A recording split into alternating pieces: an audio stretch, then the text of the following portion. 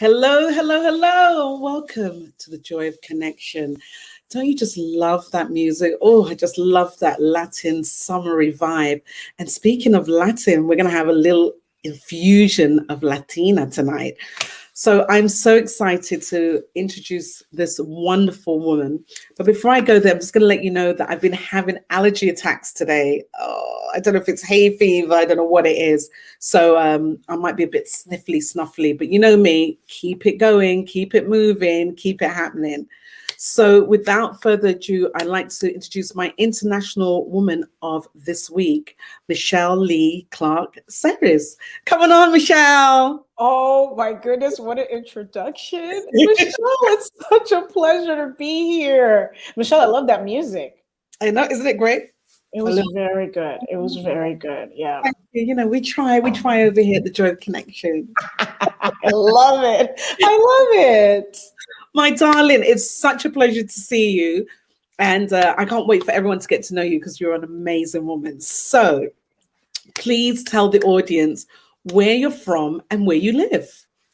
Sure. Well, my name is Michele Clarke-Ceres, and I currently live in Connecticut, in the state of Connecticut. But I just, actually, my family and I just moved there a year and a half ago, actually 9 months before the pandemic. So, but I'm born and raised in New York City, in Washington Heights. And the family, tell us a little bit about the history, where your people are from. Oh, man, well, my parents, my whole entire family is from Panama, the Republic of Panama in Central America. Yeah. Prior to that is Barbados and Jamaica, and also Nicaragua, right? And prior to that, obviously, is the motherland where I just came back from. I'm still off a high from that, and Ghana. So don't worry. We need to talk about that. But yeah, so you're really, as we say in Spanish, una mezcla, mixture of so many beautiful things, which is why you're so beautiful. So, Michele, man, and I love your Spanish, Michele. Yes, una mezcla, but aren't we all a mix anyway? Well, this is it. But many people don't know that. Mm-hmm. But Michele, tell me, so do you remember how we connected? Because this is about the growth connection. Yes. Remember? Oh, Michele, I want to say that we were connected. Oh my goodness. I believe through my husband, Rudy. We lived in Brooklyn at the time, and I want to say that we met at an event. But Michele, that was so long ago, right? And we hit it off so immediately that I'm just gonna slip out of that question and say that we met in Brooklyn. When I was sitting there thinking, I was like, well, was it Rudy? Was it Michele met first? I was just like, yeah, it was love at first sight between all of us. And what an amazing husband you have. And married. How long have you been married? Please tell the audience. Yeah, we just made 20 years, Michele. 20 years. And I mean, it's been phenomenal. And when we all met, this was pre 9/11. Pre-blackout, pre-everything. And boy, were those times different, right, Michele? Like, I remember we were partying and hanging out, and it was a different world. But yeah, 20 years. Absolutely.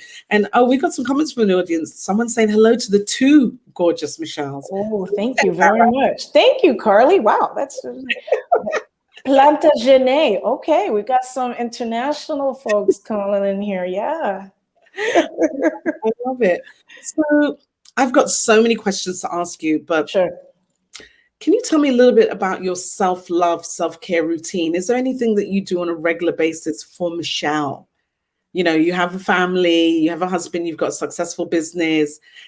What do you do just for you?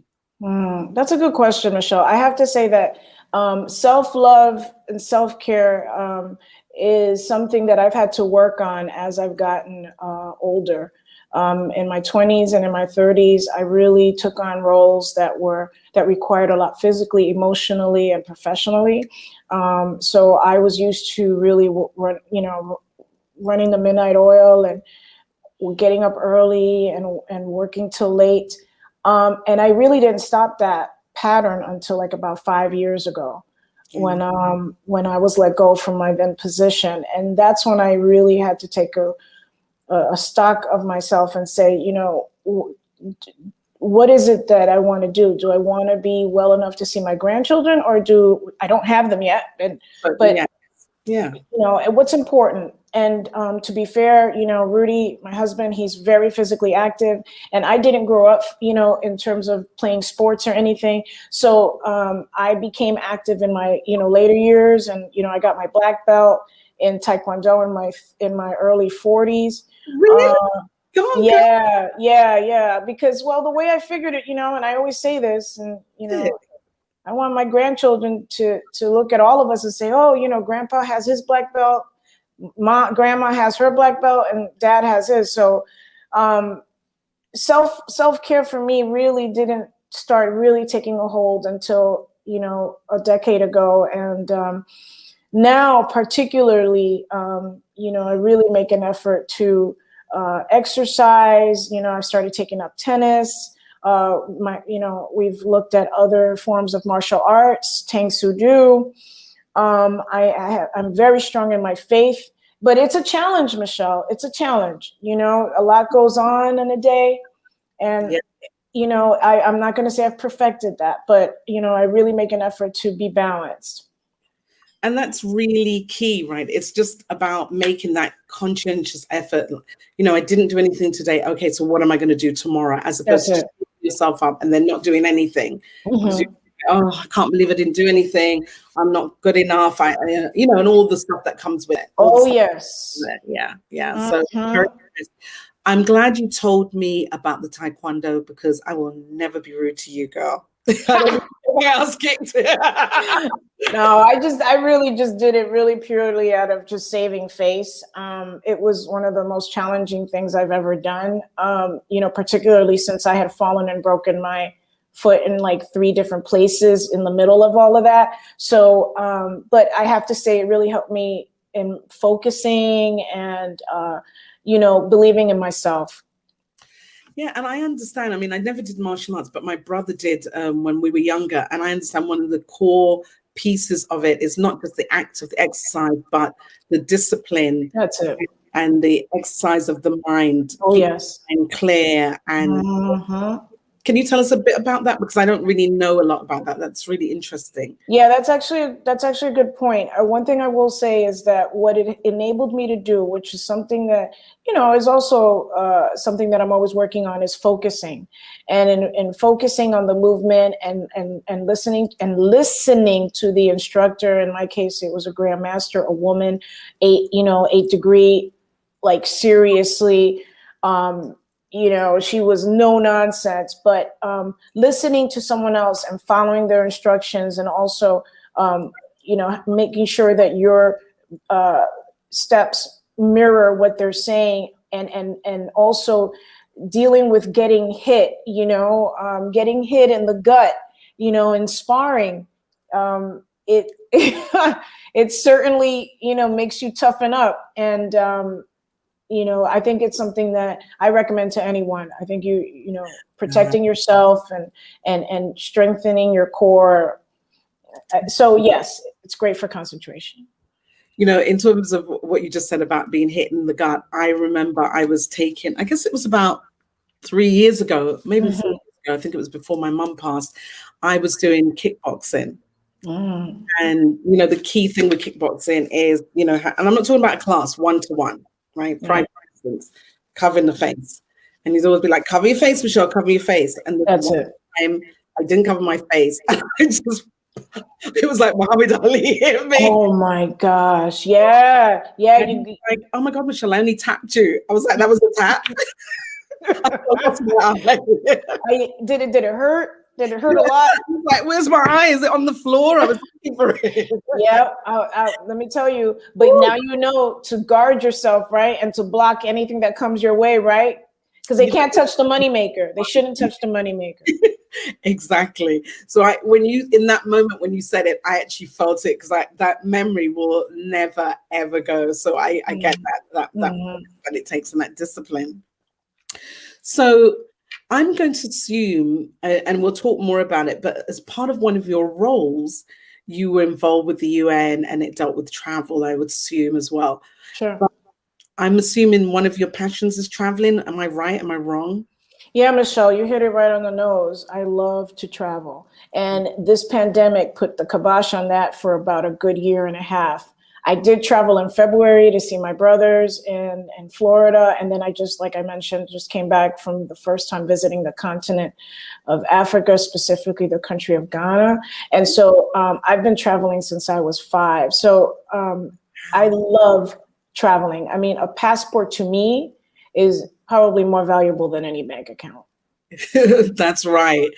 I mean, the interest you gain from what you learn and the experiences, especially That's it. not go to stay in a resort and you're actually, connecting with people, then Yes. it's a whole other ball game. So let's just talk about Ghana because I have been there twice. Yes. Tell me about. I Mm-hmm. stayed at the Gold Coast. Mm-hmm. Mm-hmm. Yes, went to the Gold Coast. Yeah. Mm-hmm. Tell me a little bit about your experience as a Black person going there, and what did it feel like? What did it? Yeah. What was your experience? Yeah. I decided to travel with a fantastic group called 3GC. The head of it is Beverly Booker, and she's phenomenal. She organizes trips back to Ghana, Tanzania, on the continent, so that individuals, whether they're students or individuals in the workforce, what have you, become familiar with the history of these African countries and see for themselves the path that, the history, the people, the food. And for me, particularly what resonated with me was tracing the steps of our ancestors who were held captive and transported to this side of the globe. So that I decided to take that trip because I felt like the pandemic had, I felt like I'd become quite insular during the pandemic. I needed to get out of my shell, my comfort zone, and really start, doing the things that I wanted to do. And so that was definitely one of those trips that I definitely wanted to make. I want to go to Barbados. I want to go to Nicaragua. I want to go to Jamaica. That I kind of went straight over directly to, where I'm from, where my blood is from. But Michelle, it was absolutely unforgettable. It was very emotional to go to the slave dungeons. They call them castles. I don't know why. I say this on my IG account. But it was very, very impressionable. Very impressionable, Michelle. Did you go to the point of no return? Yes. And Michelle, the trip, the days, Accra is very humid. It's humid, it's hot. And we did have to walk through, the forest to trace paths. And the way I saw it is like, you know what, I don't have any right to complain about anything because, imagine taking a 300-mile walk, if I may, with, clamps on your neck, on your ankles, chains on your wrists, and being connected to someone in front of you and behind you, and then being able to take a bath, your last bath, before then trekking another 300 miles to the dungeons, before then being held captive subterraneanly for about 2 to 3 months, to then get on a ship, right, as cattle, and then takes 3 to 5 months to get over here. So I don't have any reason to complain. It was just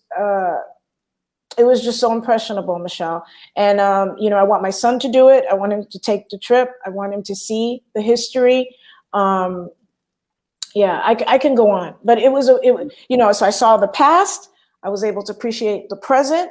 I was also able to teach. I did service teaching there. Right. to lower, middle, and high school students about careers, right?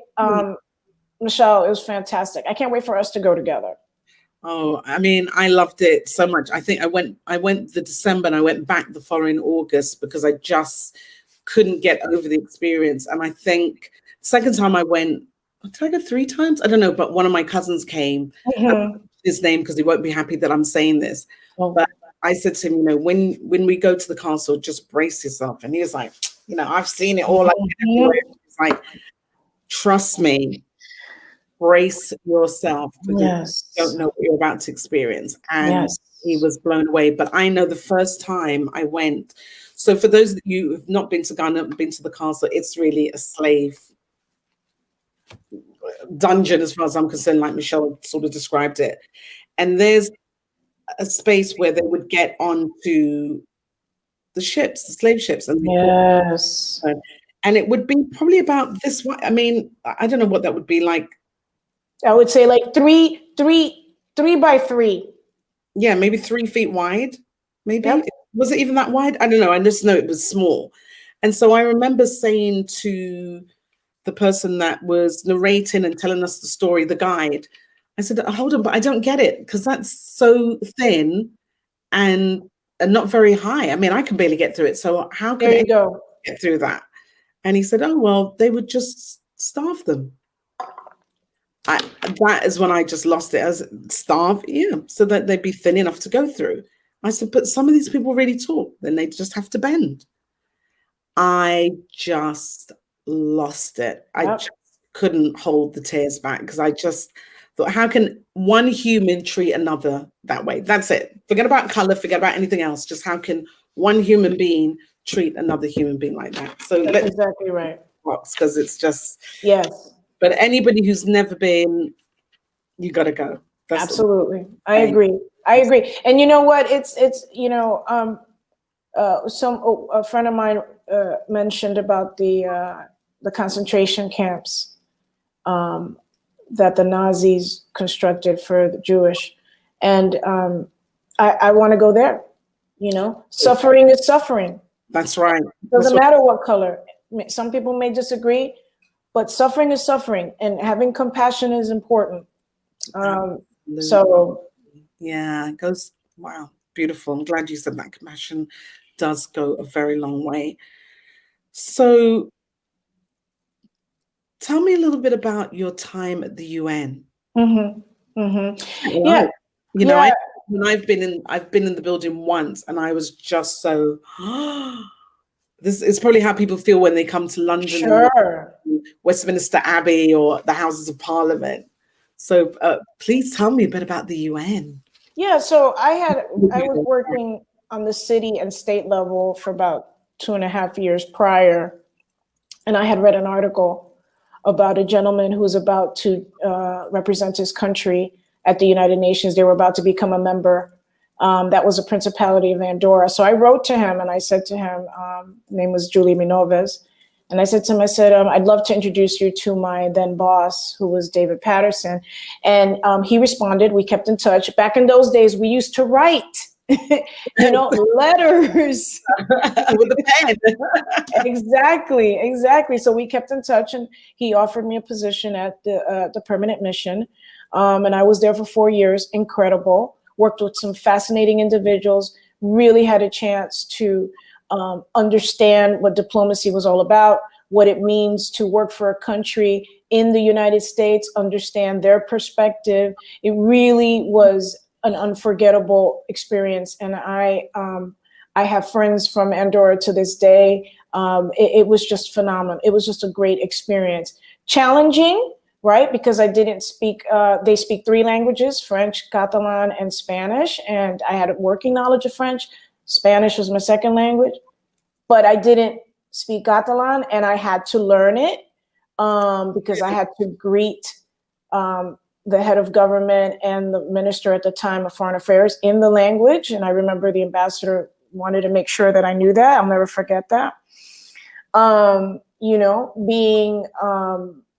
Being a person of a woman of color in a country that is mainly European, Yeah. it's in Europe, but there's little diversity, right? Of course, has its challenges, but I was offered a position, I believe, for a reason, and I loved it. And so after 4 years, I applied for a position at the U.S. State Department, which is the mission of the United States to the UN. U.S. mission, and got the position. And it was my second day at work was 9/11. So you can imagine. Actually, it's interesting. I'll never forget when I saw one of the planes fly in, right? Okay. I was taking my ID picture, and I remember I was having so much pain on my side because, little unbeknownst to me, I was having kidney stones. I had kidney stones. So 9/11, yeah, it was crazy. But another fantastic experience, I got a chance to work under the Bush administration. And, that was a very pivotal time in history, in recent history. So that was about 10 years in the United Nations community. And it was unforgettable. I recommend it to anyone, Experience. Yeah, wow. It was great. Wow, Michele. Fantastic. Oh. And so how did the Duchess come about? Because I was calling her princess and you were like, she's a Duchess.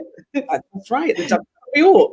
Oh. Yeah, well, it's interesting. It's a small world.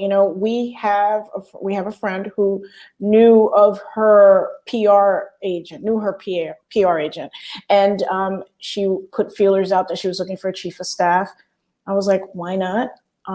Applied, and after some time, I did start working with her, and but it was short-lived. I think the position was perhaps geared to someone perhaps a little bit more junior, right?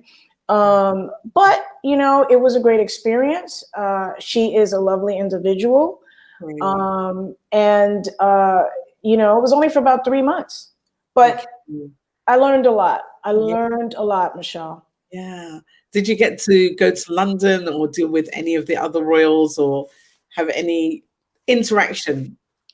Yeah, no, I didn't get a chance to travel to the UK on business with her, right? My husband is British, so we go to the UK all the time, right? So no, I wasn't able to do that, right? But I did meet her daughters, and they're gorgeous. And she's an author of many books. I think it's one of my dreams to write books. So she's quite a woman. Yeah, well, she's been through a lot, so I'm sure she's got a lot to say. Sure. Right. So tell me a little bit about your new career. Oh, so sorry. Carly says, I've been interested in working in the UN for a while, but just need to learn the French. Yeah, the UN has 5 official languages, and so French is one of them. Carly, I would say that if you're interested in working there, go pursue it, network. Don't let that hold you back. I certainly didn't. So do what you want to do with your life. So go ahead. Yeah. And what are the 5 official languages? Obviously English, French. What else? Ooh, test there. So it's English, French, Spanish. I want to say Russian and Chinese. That would make sense. Mandarin. Yeah. Wow. Mm-hmm. Love to see them in session. I've been in the building, but I don't think I ever saw them in session. So can anyone go in and sit in on the session? Well, that's a good question, Michele. Pre-pandemic, right? I know after 9/11, security changed significantly. Now, I would say with the pandemic, I'm sure maybe that they have a moment for the public to see. I think it's a matter of just whether or not they feel, it's safe enough. I would say probably, but not sure. The pandemic has changed so much, Michele. Everything, all of our lives in so many ways. So, yeah. So tell me, what made you decide to become a career coach? I mean, after all the careers you've had, it makes sense. But what led you to that? What in your heart said, you know what, it's time to do something different and it's going to be this? Or did it not happen like that at all? How did that? So in my last 9 to 5, my then boss recommended that I get coached, and I pretty much didn't know what she meant. And I was like, what is she talking about? I'm perfect. I don't need to get coached. And it was while interacting with my coach at the time that I realized how fascinating it was to work with someone. Like, his role was to work with me and helping me do my role better. And that's what pretty much, it clicked in my head. It was like, I can do this. And that's what I did. I got my advanced diploma in coaching at NYU, and which I felt really equipped me for the transitioning out of that position and in establishing, finally, going after, building my business. So I realized also that I wanted to help others in their career transitions. Yeah. And I would dare say, if I had that opportunity, maybe I would have made decisions a lot faster or from a more informed perspective, right? And so for me, career coaching meant helping others, giving them my perspective of being in different environments, different work settings, dealing with different personalities. Also, recognizing that as a woman of color in these different fields, at times, in being the only one in the room, that perspective, right? And that's probably what geared me into going into diversity and inclusion work, equity and inclusion work, which I didn't think I would go into, but I absolutely enjoy it.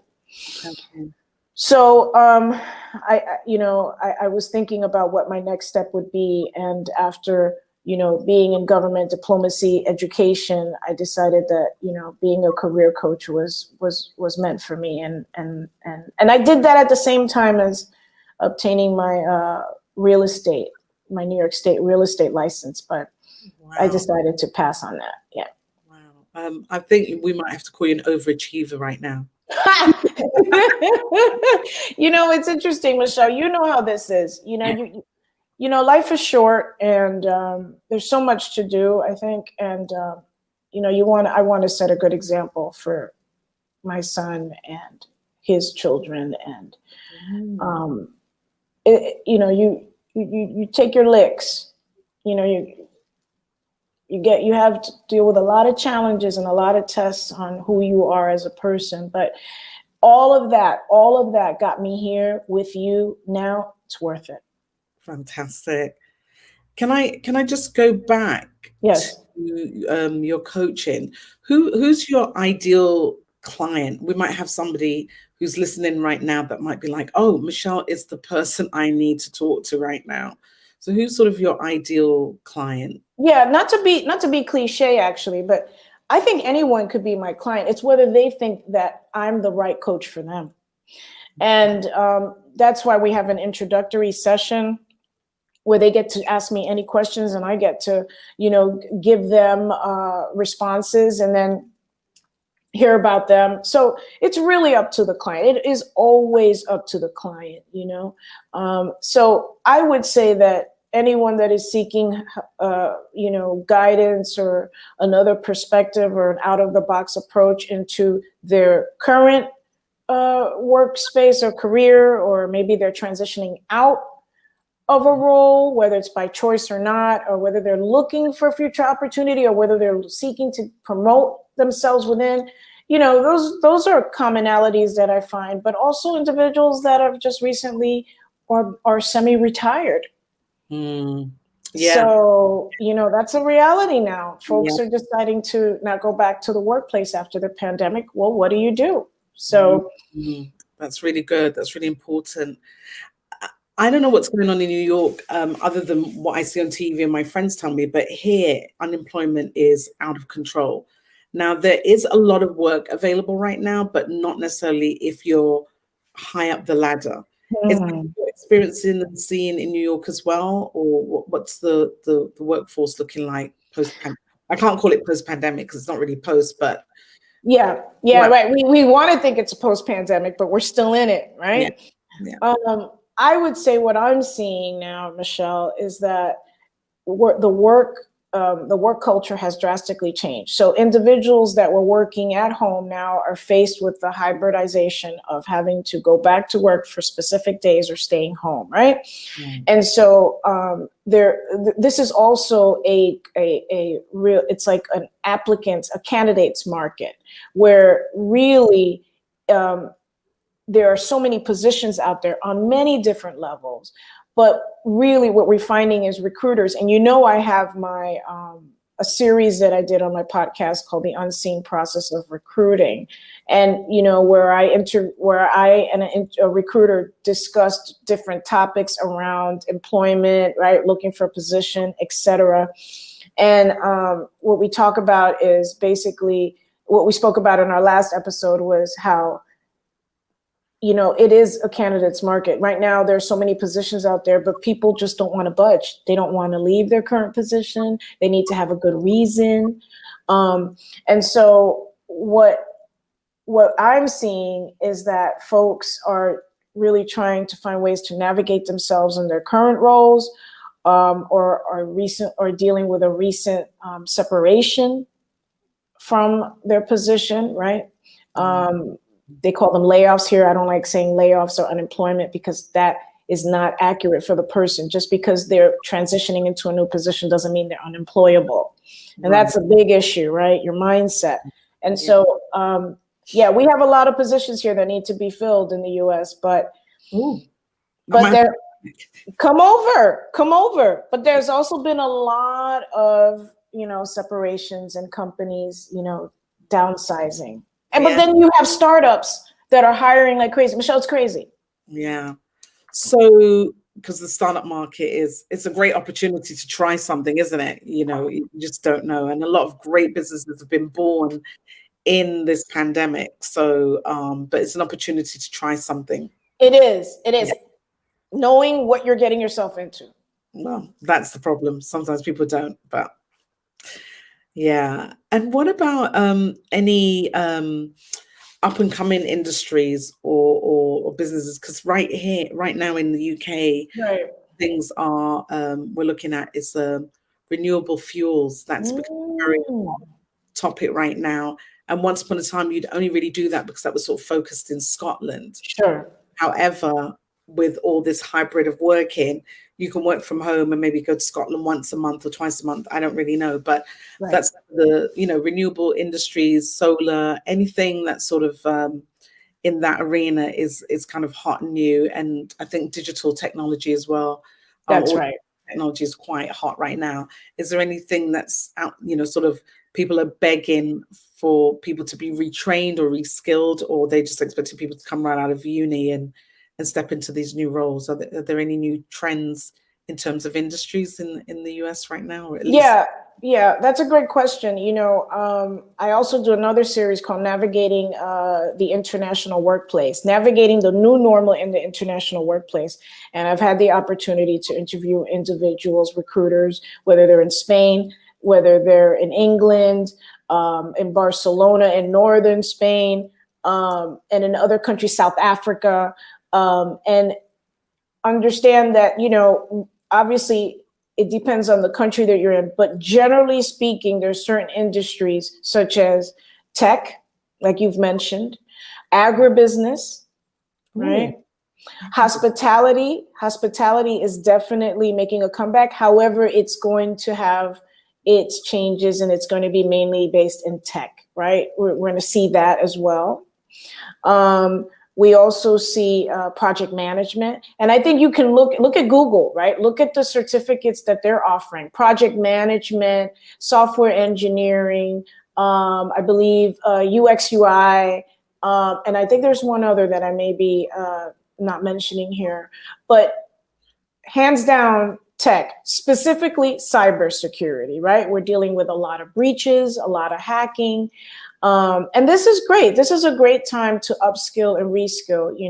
You mentioned about folks coming out of university, college, and expecting to land a position right away. Yep, that's the expectation. But the expectation is to consistently upskill and reskill yourself, right? That's what makes you marketable. And also for individuals experiencing transitions. I say, in my opinion, it doesn't matter how many years of experience you've had, and it doesn't matter your age. It's about whether or not you can do the job, and make sure that you let folks know that you're continually improving yourself with your skills and educating yourself. So, that's a little snapshot. I do see administrative positions, changing if they've not already done so, right? Whereas 3 individuals did 1 role, I see it now being 1 individual doing 3 roles. So the pandemic really changed a lot, Michelle, right? Absolutely. And can you tell, I just made a note of it, agribusiness. It sounds like business agriculture, but can you tell me what that is? Absolutely. Well, I'll give you an example. When I was in Ghana, there are a lot of positions in agribusiness, which is agriculturally based, right? So whether it's making machinery, engineering, cultivation of land, you're going to see that a lot. I see that probably happening even more so in countries like England, right? With Brexit, finding ways to, finding ways to, Sorry, it's supposed to be a neutral face. This is the neutral face. So yeah, agriculture is important, right? Sustainable, important. So, they're from, data analytics to being an agri analyst. There's so much in reference to that. So it's pretty much anything that's related to agriculture and the business around it, right? Yeah, interesting. Mm-hmm. We have a lot of unemployed people, and we have a lot of people that have been furloughed, and I think they're about to end their furloughs in September. So while the unemployment, I think, has been kind of stabilized for a little bit, I think it's about to change again. We'll see. Let's hope. But I think I would say, having been furloughed several times throughout my career, it's a matter of, reinventing yourself, but working with what you have, right? Yeah. It's not reinventing the wheel. It's not, what I mean by that is not, you're not starting from zero. You're starting from where you are. Yeah.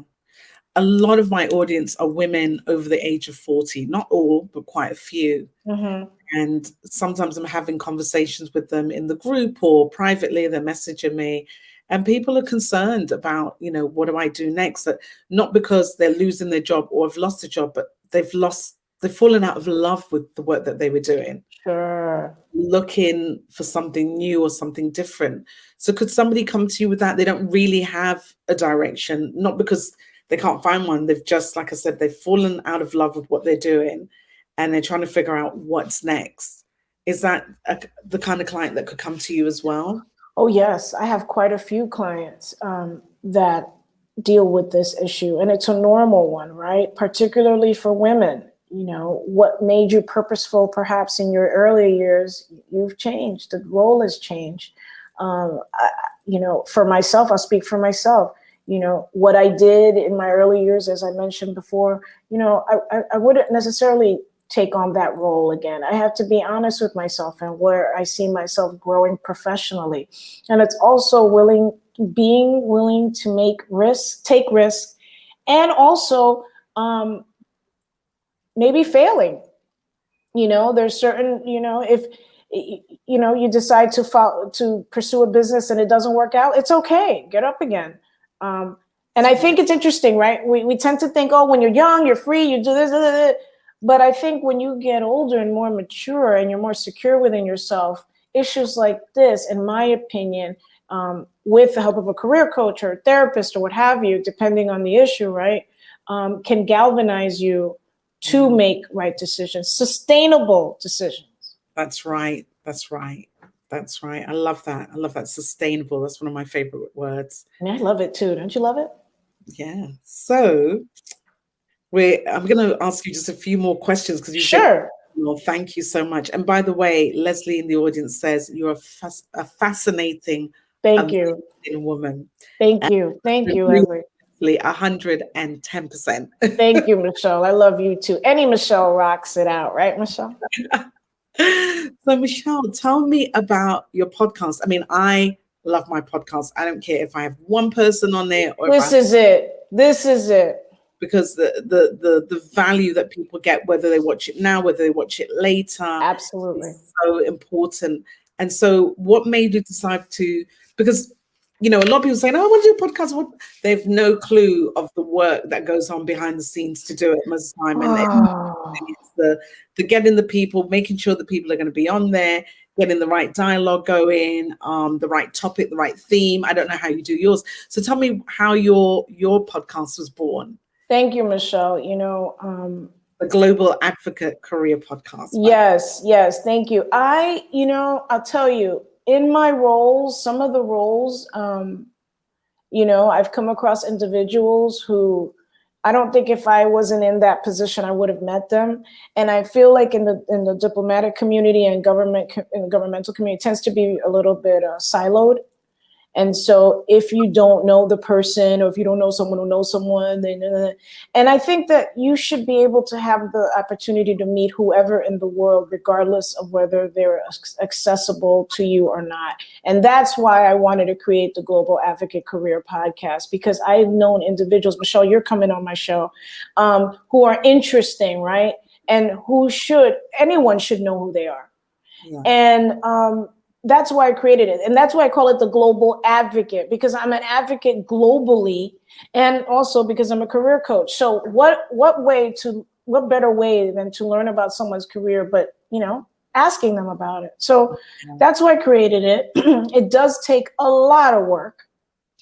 And so I've really tried to diversify within it and interview recruiters and individuals in other parts of the world. I couldn't travel physically, so I traveled mentally, right?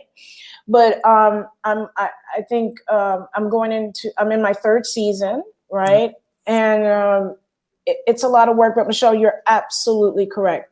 Whether it's one individual or 500, I love it. I love it. Wow. This is a great forum, isn't it? Yeah. You're in the UK. I'm actually currently in New York City right now. And we're able to have this conversation, which is great. I mean, it's important, particularly in brown and black circles, I think. Yeah. Yeah. And so that's why I created it. And, I love to talk. Join the club. Ask my Andy at the end of the show is usually like, gotta go. Yeah. I'm like, oh yeah, but one more thing. yeah, one more thing. Exactly. And I love to generally hear, like you interviewing me is a switch. I usually like to be in that seat. I know. And just, chat. So I think, why not? You only live once. What? And for all intents and purposes, I did acting, and I remember saying, I was trying out for roles as a reporter, as a newscaster, and I wasn't getting them, right? And I said, well, why do I have to wait for somebody to give me the opportunity? I'll do it for myself. So that's one of the reasons. I love it. And that's exactly where I am. And I just think that there's so much that we need to share. Yes. So that there's my next season I'm really excited about, because next season is going to be talking about the things that we don't talk about. That's what it's going to be about. And I'm really excited about that, because there's so many things like menopause. We kind of whisper about it as women to each other.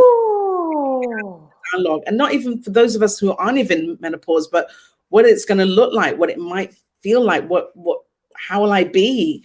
When you hear the word, you think of somebody old and I don't know. I don't even know what that looks like. But, I want to dispel some of those myths of what people think it looks like and how we can manage it. I mean, someone was telling me the other day that they use HRT and they use a patch. Yes, I've heard about that. Yeah, I do.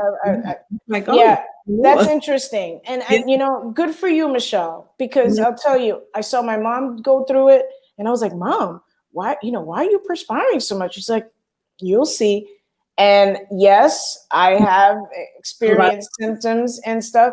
And let me just say, it's real. Yes. Okay. However, I've adjusted my diet. So now I see what triggers it. It's the reality of life. I'm not hiding it. I mean, come on.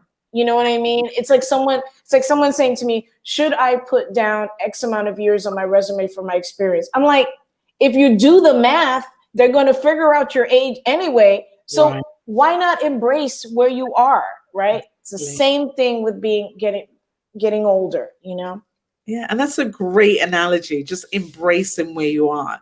You know, I have many friends that will say, "Oh, I'm turning 40 or I'm turning 50." I'm like, you have life. It's a beautiful thing. You get a Listen, birthday. Yes, celebrate it. That's what I say. celebrate it. You know, celebrate it. I mean, you know, okay, gray hair. You know, it's a reality. You know, I'm tackling it in my own way. Yeah, but it's how you.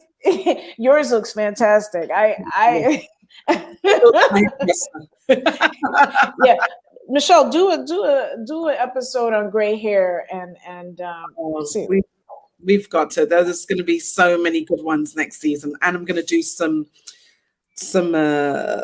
panels. So yeah, so you'll be. Ooh, that'll be great. Yeah, because I think it's just Adley and I were having a really long chat about it last week when he was trying to get rid of me at the end of the season. I was like, at the end of the show last week, I was like, yeah, but we're going to talk about this. And he was like, okay, you can text me that information. Okay. Ade's like, I got to go. Ade, by the way, is your producer who's phenomenal. Hey, Ade. But we were going back and forth on some really good ideas. He's amazing, by the way, audience. I mean, he's just, you don't even know what he does behind the scenes, but he's really amazing. And we were really having real dialogues about, you know, things that we as women, and my show's for men and women. Right. The majority of my audience are women. And we were just having that dialogue about, you know, women need to talk more about, you know, especially Black women and our hair. That's a conversation. Ooh, Our Michelle. show properly, and not whether we use a weave or not, whatever, but what it means in our culture. And I had a woman on the show. Her name's Lady Diana, but she's Dominican, and she wears her hair almost bald. And we were having a great conversation about her family. Like her mother was just sort of, what happened to you? What's going on with my gorgeous daughter? Where's your hair? Blah, blah, blah. This is what it represents. And I know it's a really big thing with women of color, but I think it's a big thing for all women, right? I mean, also the way we feel we're treated by men. But anyway, we're going on to another subject, and that's not what we're talking about tonight. Oh, Michelle, I could talk about hair all day. And I will say, since you've mentioned it, that, you know, when you and I met, my hair was relaxed, it was longer, right? And I've been through several iterations, many weaves, braids, anyone who knows me, colors, this, that. And so for me, hair is important. You know, how you look with your hair is important. However, it does not define, right? And I think it's a great topic to bring up. I can't wait to see it. I will be typing in and giving my opinion because it's an issue. It's an issue. Michelle, I love you so much. You're an amazing woman. I've learned more about you that I've forgotten about. So this has been a great refresher. As we wrap up the show now, I wanted to ask you is there anything that you would like to leave with the audience, that you would impart with them during this post-COVID pandemic, kind of in it, kind of out of it? It's not post, but 1 foot in, 1 foot out is probably the way to describe it. Anything that you would suggest the audience to keep them going through this time? Because we're not out of the woods. We're not 100% sure if the vaccine works perfectly well or not. We're unsure about a lot of things. It's a big time of uncertainty. Is there anything that you would offer as advice or something that's worked for you to get you through this? Anything you'd like to impart with our audience right now? Wow. Well, I think you mentioned something that's very true. We are in a period of uncertainty. And to be really honest, I don't know if a pandemic really needed to happen to remind us of that, but it did. But, you know, nothing is guaranteed. Tomorrow is not promised. What the pandemic has done, I believe, is further exacerbate and bring that home.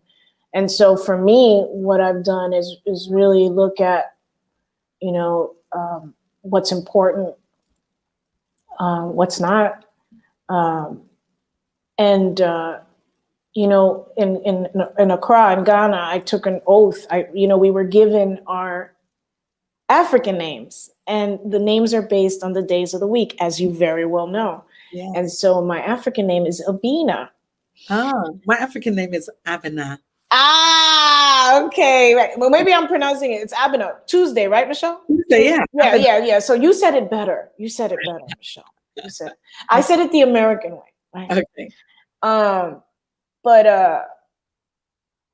one of the professor that gave us our names, and you know, it was a ceremony. He said, you know, will you speak truthfully? And it's interesting. This year has been one where I've had to really come to terms with what that means. So the only thing I can say is what I'm doing right now, and it's really, yeah, we are is being truthful with myself, and really making an effort to live my life even more purposefully than ever. Life is short, and you know, I've known a few people that have passed away during the pandemic. You know, my mom lives in a nursing home, and about a good number of individuals there passed away. It's very jarring. You just got to live your best life, right, Michele? I'm happy to be here with you, right, to share this space. How exciting, you know. It's been such a pleasure to chat with you. I can't wait to have you on the Global Advocate, you know, and chat about your life and what differences you have made to people, including myself, right? And it's just moving forward, you know, and, you know, accepting yourself. And, you know, I actually, Michele, I got a phone call from a dear friend. Her name's Michele, and we went to grammar school together. And she reached out to me. We hadn't spoken in years, and we're going to actually see each other this weekend. Nice. And I think also, you know, forgiveness plays a big role also, you know. So I, you know, one word that comes to mind, Michele, is love. Love, simple as that. Yeah. And forgiveness is such a beautiful act, even though most of us struggle with it. Yes. It's not just you taking the higher road, right? It's you also sort of saying, you know, I have to forgive myself for the way I acted in this situation and the way I treated this person, as well as accepting how they treated me and moving forward from it. Sort of, I'm still hurt, I'm still upset. Wow. And it's not easy. No, it's not easy. It's not easy, Michele, but you know, that's what I'm taking away from all of this. And you know, I think, you know, I see life is always going to have its challenges, right? So it's how you come out of it. And so that's my thought. So it's not advice, it's what I'm doing myself. Yeah. Dealing with the truth. Yeah, I love it. I love it. Michele, I love what you've said tonight. I love what you've shared. And of course, I love you too. It's me too. I love you too, Michele. Don't make me cry. And please tell Rudy, I'm going to have him on next time. Oh, yeah. Oh, yeah. No, oh my goodness. I mean, yeah, a force to be reckoned with, the two of them. They're amazing. Yeah, it's been a beautiful time with you. Thank you so much for taking time out of your day and all the other important things that you had to do that you rescheduled. I'm most appreciative of you. Oh, Michele, I'm appreciative of you. And you know, Michele, kudos to you for what you're doing. I'm so proud of you. Keep it up. Keep doing what you're doing, right? Thank you for being so gracious these last few days. I don't know what, you know, happened, but thank you. Keep it up. You're doing so well. I'm very, very proud of you. And it's my pleasure to promote your podcast in any way possible. God bless. You. It's a pleasure. Stay in the green room. We'll be right with you. Thank you, Michele. It's been a blessing. Thank you. So everyone, what an amazing woman, right? I mean, we could talk to her for another hour. She's done so many incredible things.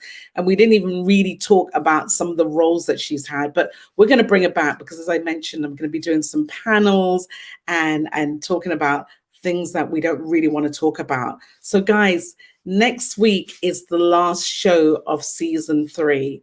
And I'm going to have somebody who is a tarot reader. Well, she does a little bit more than that. She's a huge intuitive. So on that note, I'm going to love you and leave you and say, be joyful, be connected, and shine your light. Good night, everyone.